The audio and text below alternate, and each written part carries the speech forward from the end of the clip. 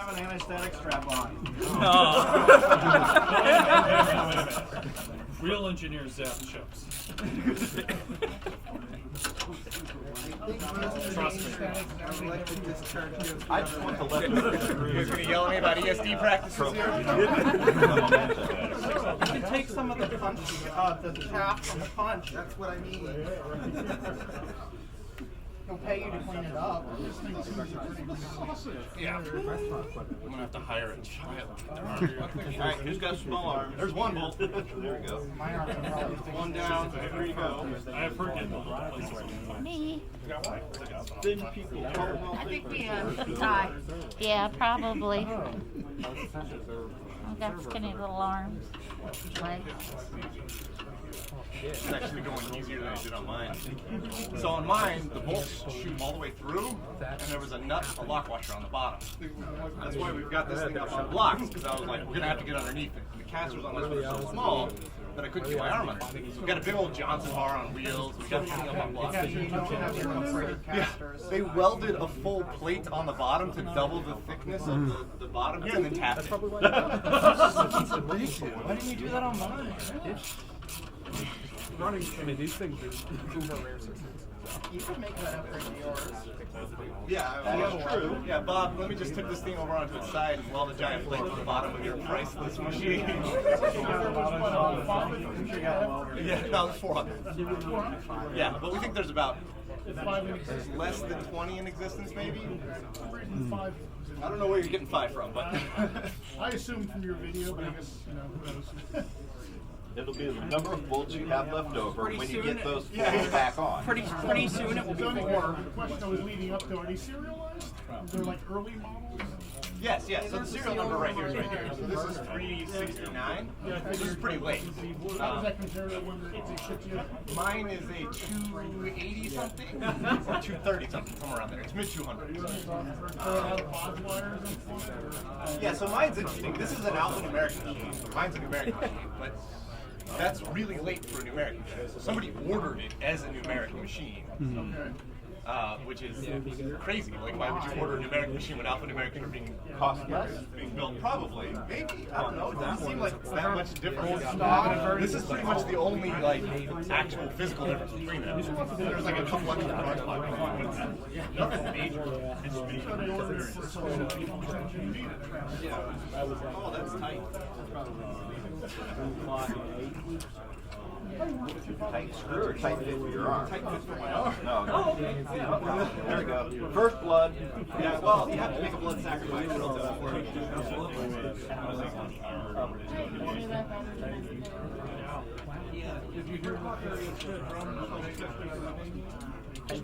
Cut the wire. Not the wire, yeah. I'll just cut the whole one irreplaceable thing on here.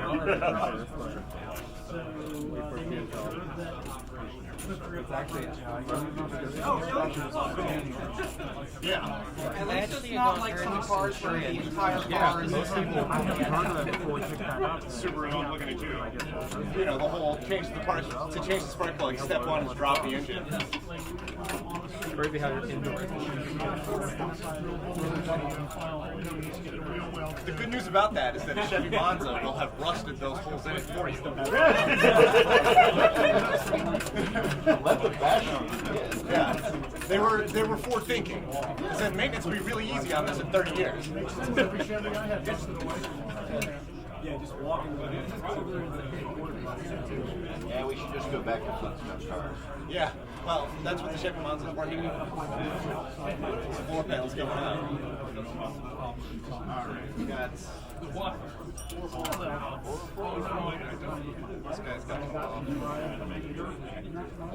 Bendix made it pretty easy to maintain this thing. well, that was, I think, kind of the hope. Yeah. Back in the day. Back in the that day, machine was this kind of thing was. There's a date code on one of the cars. Yeah. Surprisingly, we did some reading On like, that what the one time to I failure saw on these Data was. 69. And it was like weeks, or like months. But I guess essentially they ran the test for a little over a month and it didn't fail. So they were like the mean time between failures was 1 month plus or something like that. Yeah, it did. It did. That was used for like 12 months. That's just a grounding wire you just connect. Yeah, that's a grounding wire for the Canon connector. I got one more I gotta disconnect, but I gotta get Once you write software for it, you get all that stuff on it. It costs more to put the place than it does to keep upgrading. That's why you've got all these banks running COBOL.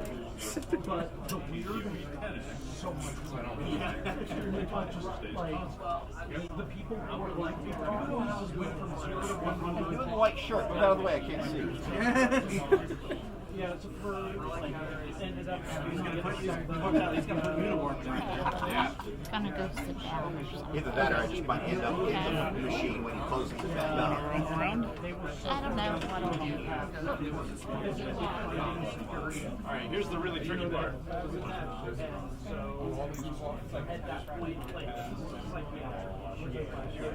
If you need a hand, I sacrifice Philip. So here's the fun part. There's a shaft. I don't know if you guys can see this, but there's a shaft that the drum has. You'll notice that it is too wide to come out the hole. So we have to take the whole thing apart? That's what I thought at first. But these two transformers are stuck up on little spacers. To move them up a bit, this shaft, I should have said this after I did it, I don't know if it'll do it, should slide right between the opening that's created from the base of the transformer and the winding of the coil. Should. Yeah, I imagine it would have to be. It's way too precise to be any other way. How heavy is that thing? 70 pounds. 67. Good size bowling ball. This one doesn't slide through. Why are you fighting me?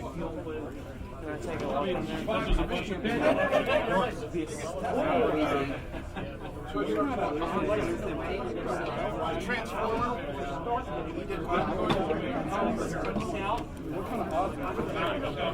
You might want to push on the punch card.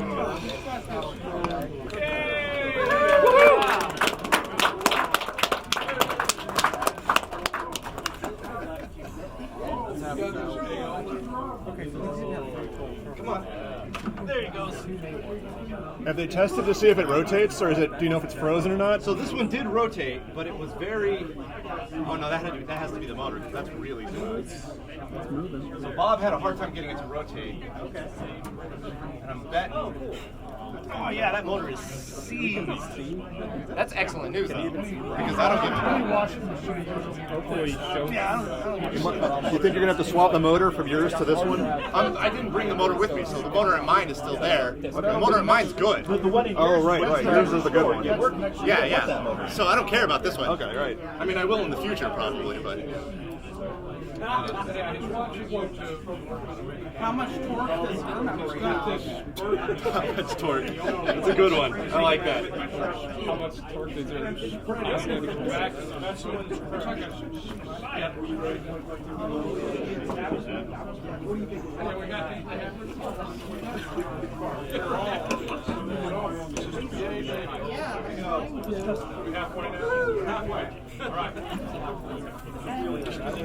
Yeah, it's because I wiped that one down. I thought it was still good. Yeah. So that's not something you get to see often. I'll let you guys see some pictures of that. 18 minutes. Wow, man. Get a picture of this. Oh, who wins the pool? That's inside of it. So what made them decide to send you the one you got as opposed to this one? It was cleaner. So it looked in a little better shape. I So saw your video cleaning it, which whatever they sent you would have been clean when Yeah. you were done. Funny that the dirtier one had the more strong, or the better drum. yeah. Well, I think what happened was somebody spun it up when either it was too cold or it had some. So the machine itself was cleaner, but it could have just had.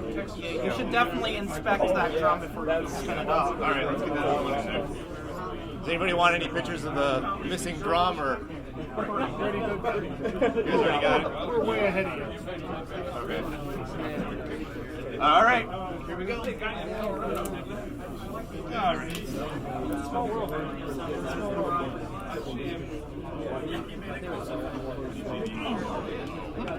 Is there a name for that sort of connector? Canon.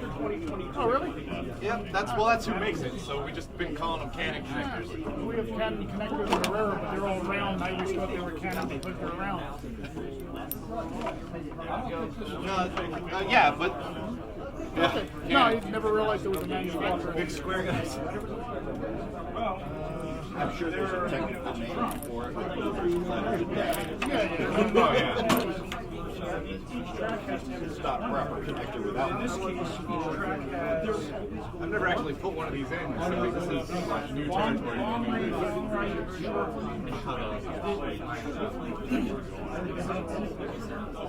Good God, that's too many notifications. You said how fast it spins. How fast does it spin? 1,800 RPM? Pretty much whatever the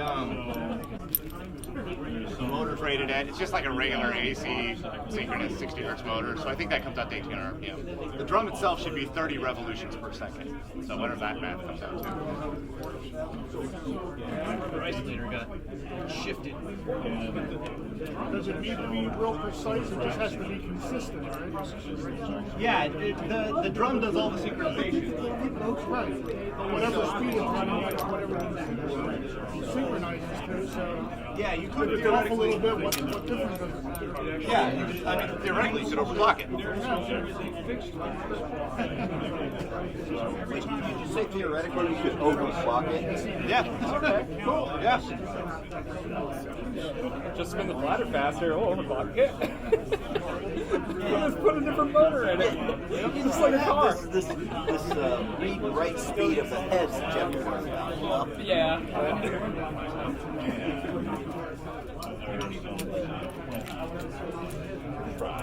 But if you spin it slower, does that mean that you can cram more data in a smaller space and get a bigger drive? No, it just means you're going to get data issues.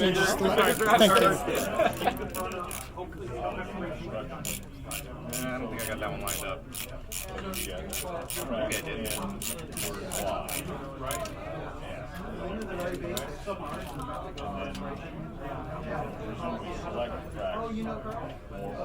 This is the uninteresting part, where I'm just trying to get the holes lined up. Not from our point of view. Well, I can't even see what I'm doing. There's no way you guys can see what I'm doing. And then we need someone doing a drum roll. A drum roll, really? I'm here because you have a TI, and I had a TI. Oh, all right. That's how I found you. The TI-99. Yeah. I love that thing. Yep, I had a PE box and everything. It is a terrible computer, and I think that's why I love it so much.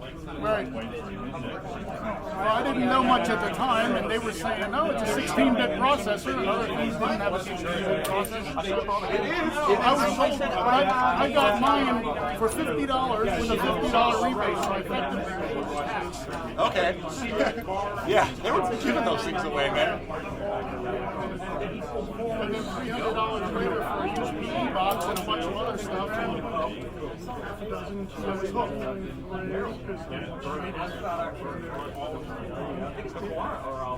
And I was hooked.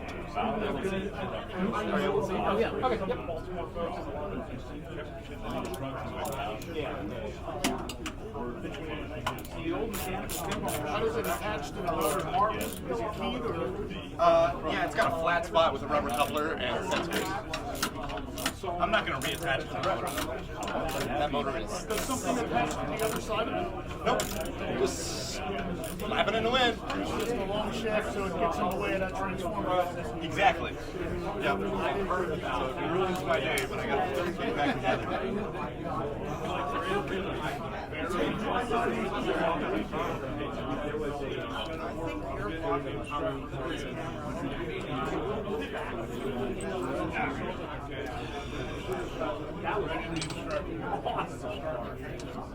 Probably doesn't matter as much now. I'm clearly doing something where you just get my weird facial expressions as I'm trying to visualize the holes lining up.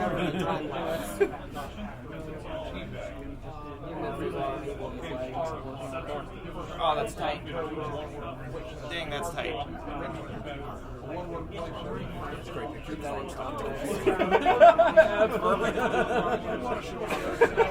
It looks like Yeah. trapped. Yeah. Well, if I'm just deep in it, it's not that tight then. You should see it out there.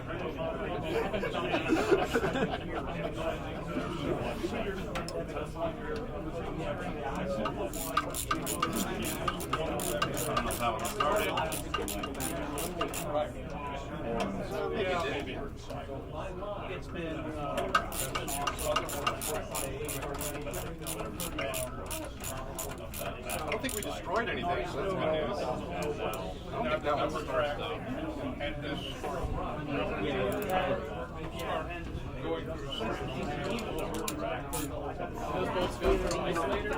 Huh? What was the question? Are there isolators or is it rigid mounted? There's a big rubber isolator in between the two. So the drum sits on a big chunk of rubber, and then the bolts go through both the drum and the rubber into the frame. What's the condition of the rubber? Cracked or? Yeah. I mean, yeah. What's the headphone jack on your Where'd he go? I don't know. Jack, he's around here somewhere. He drew it. He's the artist. So my only question is, I'm going to try to refurbish that other drum. Is it in there? This is the other drum I'm going to try I and realize refurbish. that. Yeah. You don't have it where you're at. No. How are you going to refurbish it in storage?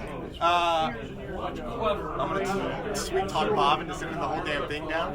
Why do you think I'm putting the drum back in? Well, that's what I'm wondering. Yeah, because I go, Bob, I got to refurbish the drum. You might as well just send the whole machine down. Oh, so this will be number 2 then. Yeah, that's the hope.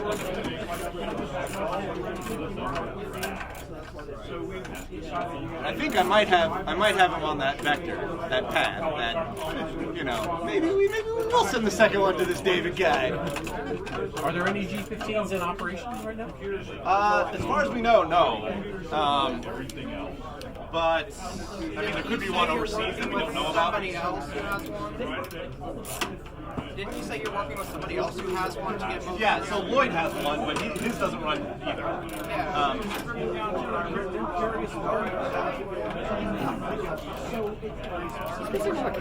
Yeah, so we went to the Computer History Museum. They've got 2. Neither of them run. So the one that's on display at the Computer History Museum, they have this cover off the drum, and it's like way more crashed than this one. Like, it crashed violently. The one that they have in storage, the drum says that the clock track went bad and they're using the backup, and the timing track went bad and they're using the back, or one of the track 29 went bad and they're using the backup on that. So they had some crashes and they're on the backups now on that one. But that was, I mean, who knows how many years ago that was. I know you probably know this, but you should probably check that drum before you spin it up. We already checked it. Well, I mean, just looking out. Yeah, we're gonna check it. Show good videos. Yeah. So when you put the one back in the other machine back on, are you going to isolation the rubber, or do you think it matters that the rubber I mean, that doesn't look too bad. Oh, that's not too bad. Okay. That's the insulator. I wasn't expecting that around insulator. Flat rubber for vibration. Yeah, I wasn't expecting it to be a big flat piece, so I was expecting like 4 little insulators on it. Yeah. I wasn't expecting it to be intact. So what kind of clearance does the head have? 1,000. Yep. Just 1,000 inch. That's all you get. That's all she wrote. Ooh, that was tight. What's the material the drum's actually made out of? Aluminum? I've got one of those. I think we're pretty sure John Lucas around here somewhere. He did the calculations. So it's not going to deform very easily. At some point in time, I'm just going to have to say this is good. Get it tight. Yeah, that one might be cross-threaded. I don't think it is, though. That is a drum fully installed. Aren't you supposed to put the rubber isolator in there? This one already had one. Okay. So that's the rubber isolator that went with the other drum. Oh, okay. Job done! Successful operation. What did I say? I said less than an hour, right? Just 30 minutes. I would have been done in 15 minutes. I want to watch it.